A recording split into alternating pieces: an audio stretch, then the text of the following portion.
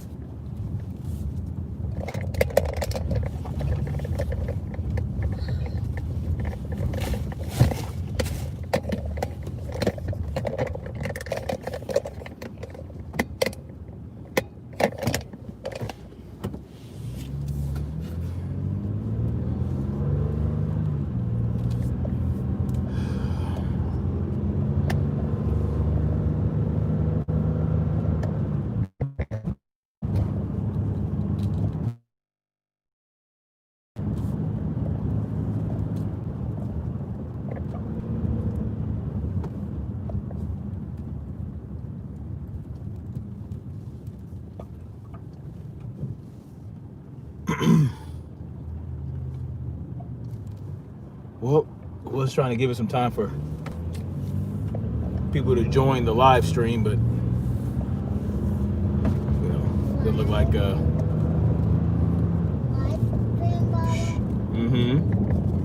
it was good, folks. Good morning, good afternoon, good evening, wherever you're at in the world. This is Snapzilla Gorilla. Welcome to the definition of anarchy. I wanted to talk about what it's going to look like for the next 4 years without Donald Trump. What is the right going to do? What are the supporters going to do in the next 4 years with Joey B at the helm? What are they going to do? Are they going to treat Joe Biden as a legitimate president? Are they going to stand for the things that he's going to push, like mandatory masks, lockdowns, gun control laws, all these things that they're so outspoken about? And I'm not just talking about right-wing politicians, right? I'm talking about the constituents. I'm talking about the everyday boy and girl who call themselves supporting Trump so heavily. What are they going to do now? What are we going to do? Well, I'm not a Trump supporter. I don't support any politician. But I think what we should see, especially from these what do they call those? These personalities, these these public figures, these right-wing public figures, they should really start being true and honest about what's going on in the world. What's going on, old head Deuce? They should really start. They won't have Trump anymore to talk about, right? They won't be able to say, oh, well, Trump's going to do this and Trump's going to do that. No, they're not going to be able to rely on Trump anymore. They damn sure can't rely on the Republican Party, right? Because most Trump supporters don't really like the Republicans. So this is going to be the true test for these people that call themselves conservatives that ride for Trump so hard. They're going to be put to the test, right? They get so much support from people, and they really don't have to produce anything. All they have to do is talk about how much they love Trump and how much they support Trump. Well, without Trump in office, they're going to have to start putting more actions to their words. Otherwise, it's going to be a wrap, right? You already got some right-wing militias talking about, if Biden becomes president, half the country isn't going to see him as a legitimate president, and they're not going to listen to him, blah, blah, blah. Okay, that sounds good, but what are you going to put behind that? What kind of action are you going to put behind that? This is going to be the real test, because, of course, it's not January yet, right? It's not January 6th when they're supposed to, or what is it, January 5th or January 6th? One of those days, they're supposed to count all the electoral votes. Pence is, to make it official. And until then, you're going to have these people, they're going to hold out hope that Trump is somehow going to pull it off. It ain't going to happen. It's not happening, right? It's not going to happen. And if it does, more power to them. But what are they going to do without Trump in office? Are they going to go back into their holes? Because a lot of these people came out post-Trump, right? Trump got in office and these people became famous. A lot of these people became famous after Trump got into office. They started speaking out. They started doing this Brexit thing. They started doing this, that, and the third. Black Voices for Trump, all this stuff, right? But without Trump, what are they going to do? What they should do is what they should have done even with Trump in office, is to push independence, right? True independence from the government. That's what they should be pushing. They should be pushing, they like limited government. Well, they need to go full out. Let's go full blown with that. Let's go all the way with getting the government out of our affairs. That's what they should be pushing. It should have been pushing from the beginning, because guess what? Trump was supposed to be against the establishment. He was supposed to drain the swamp.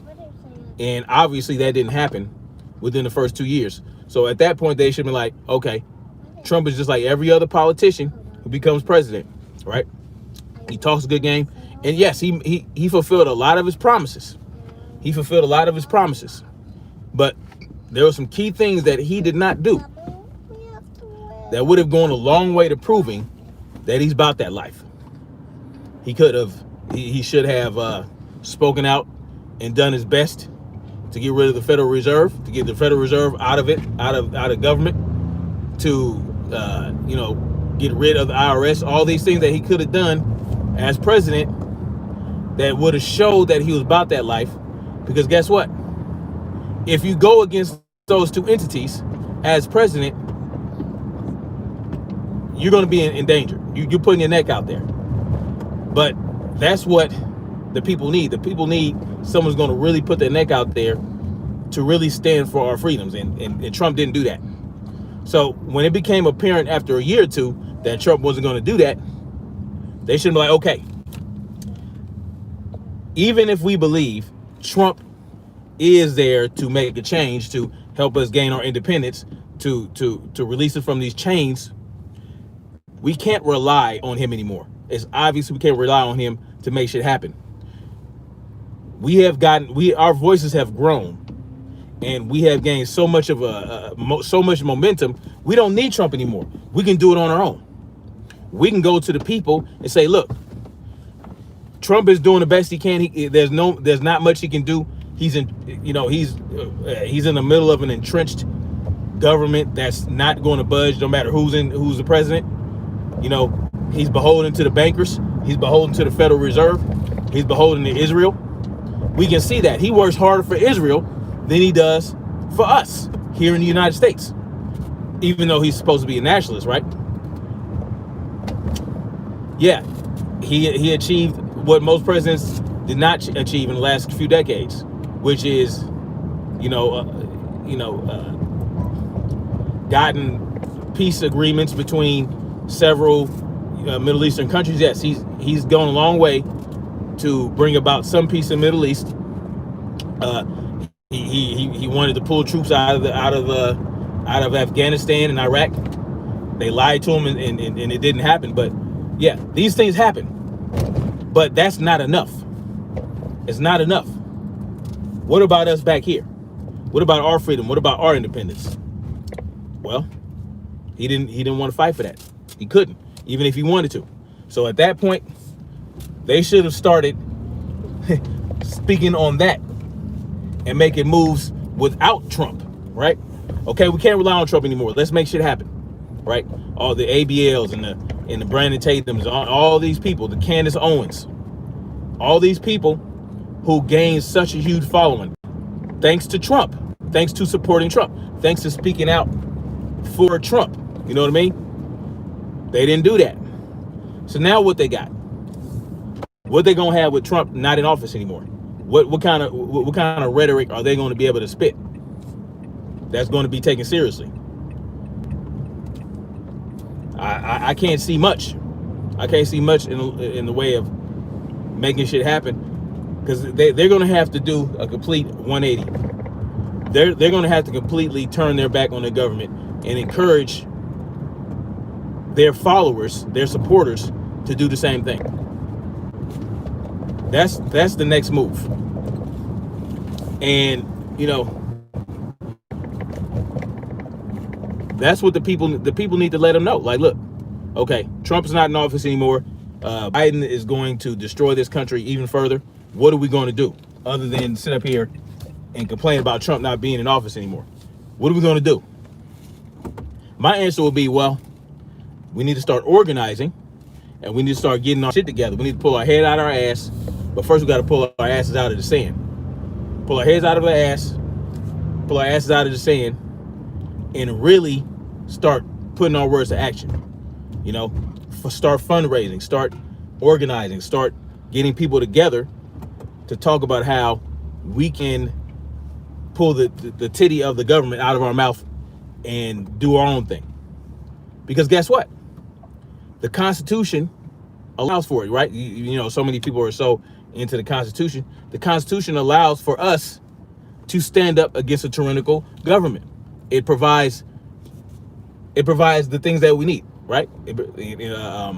Legally, constitutionally, when the government oversteps its bounds, we are duty bound to reverse that. We have a duty as human beings born with a certain amount of rights, unlimited rights in my mind, right? And well, except for the right to harm others, to destroy other people's property. Y'all know what I'm saying. But we have a duty to stand up and unseat a tyrannical government. And that's what these people should be pushing, right? Now, you can't use Trump anymore. Trump cannot be a crutch. You cannot use Trump as a crutch any longer. You need to stand on your nuts and say, look, Trump's going. We need to make shit happen for ourselves. How do we do that? Start brainstorming. Get people together. How can we do this? How can we do this in the least violent way possible, right? In the least violent way possible. But at the same time, we have to be prepared to meet violence with violence. That's just the reality, right? To achieve peace, prepare for war, right? That's what they say. So, which one of these people are going to stand up and do that? These, you know, the ABLs and the Brandon Tatums and the Steven Crowders and all these people, right? Because, you know, what are the Republicans in the House and in the Senate going to do? The same thing they've been doing, sitting on their hands, not making anything happen, right? Not doing anything radical to make change and to do things they're supposed to do, right? The Democrats, they don't have no problem doing shit like that, right? They universal background checks, universal this, universal that. They don't have a problem with doing all that, right? But the Republicans can't. What's going on with these universal? What's going on with the constitutional carry stuff? Why aren't Republicans pushing that? Right?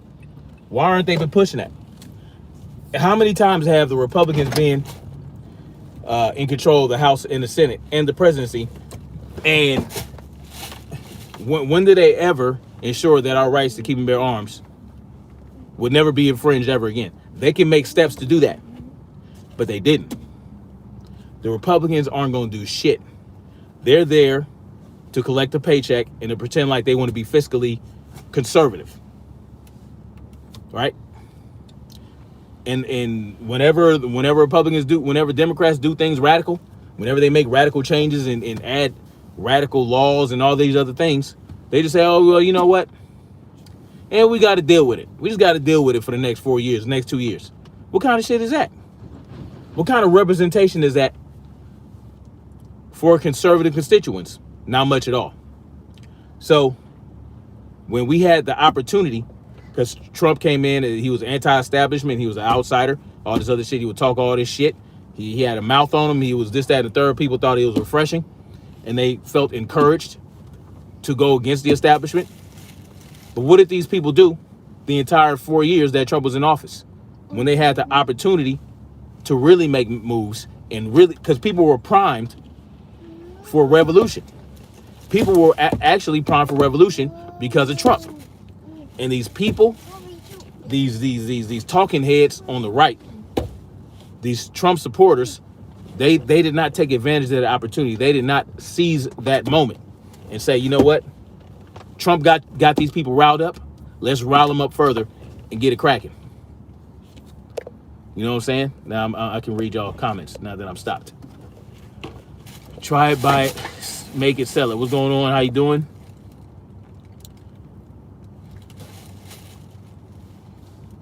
Will the Karens get off their ass and give pushback? I doubt it.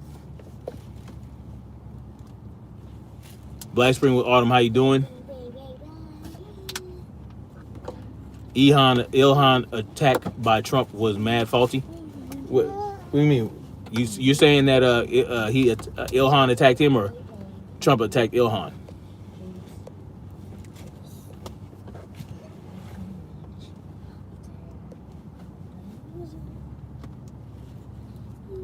Too many beholden to the right paradigm? Yeah, absolutely. There will never be a safety net as long as we rely on that. As long as we buy into that left-right paradigm BS, there'll never be a safety net. We'll always be beholden to the left-right paradigm lie as long as these people continue to believe in it. Snap, this is some people's first touch of injustice. Shouldn't you wait for them to have their emotions? No. They are both there to keep things the same. Exactly.